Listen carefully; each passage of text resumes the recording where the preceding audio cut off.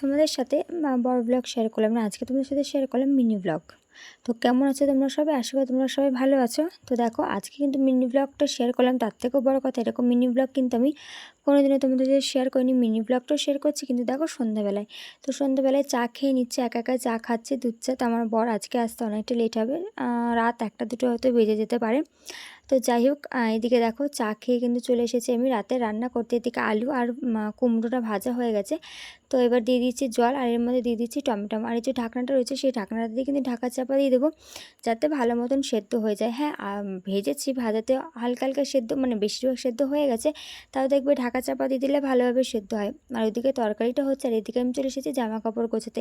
যদি এখনও পর্যন্ত না জেনে থাকো যে কিসের জন্য জামা কাপড় গোছানো হচ্ছে বা কিসের জন্য জামা কাপড় কিনেছি, তাহলে আমার কিন্তু আগের দিনে বড় ব্লগটাকে দেখে এসো। আর এদিকে দেখো রাতের খাবার নিয়ে আমি চলে এসেছি, রুটি আর তরকারি। আর তোমাদের যদি এরকম ভিডিও ভালো লেগে থাকে তাহলে অবশ্যই আমাকে একটা কমেন্ট করো। তো চলো আজকের মতন টাটা, কাল ফিরবো নতুন একটা দিন, নতুন একটা